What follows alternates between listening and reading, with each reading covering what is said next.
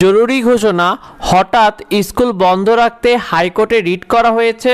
অর্থাৎ হামের প্রকোপ না কমা পর্যন্ত স্কুল বন্ধ রাখতে ইতিমধ্যে হাইকোর্টে রিট অর্থাৎ হাইকোর্টে আবেদন করা হয়েছে যেন হামের প্রকোপ না কমা পর্যন্ত স্কুলগুলোকে বন্ধ রাখা হয়। কেন হঠাৎ এই স্কুল বন্ধ রাখতে রিট করা হয়েছে? একই সঙ্গে সম্প্রতি দেশে দেখা গিয়েছে যে হামের কারণে 47 জন শিশুর মৃত্যু হয়েছে।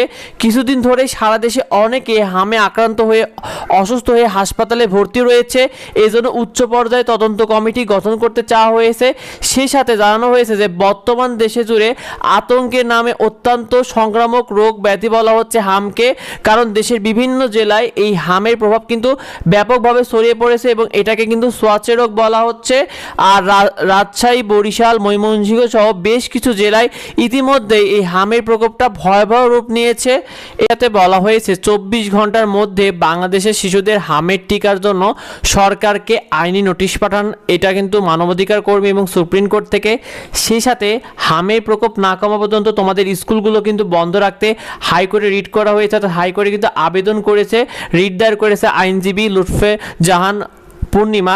অর্থাৎ এই রিটটা করা হয়েছে যেমন তোমাদের ঈদের ছুটি, রমজান ঈদের ছুটি যেমন রিট করা হয়েছিল, ঠিক একইভাবে হামের প্রকোপের কারণ না কমা পর্যন্ত স্কুলগুলো বন্ধ রাখতে ঠিক একইভাবে রিট করা হয়েছে। দেখা যাক কি সিদ্ধান্ত আসে শিক্ষার্থীরা। পরবর্তী আপডেটগুলো পেতে অবশ্যই আমার সাথে যুক্ত হও। আর এই বিষয়টা বেশি বেশি করে বন্ধুদের মধ্যে শেয়ার করে দাও যাতে এই বিষয়টা অন্যরা জানতে পারে। দেখা হয় পরবর্তী ভিডিওতে। ধন্যবাদ সবাইকে।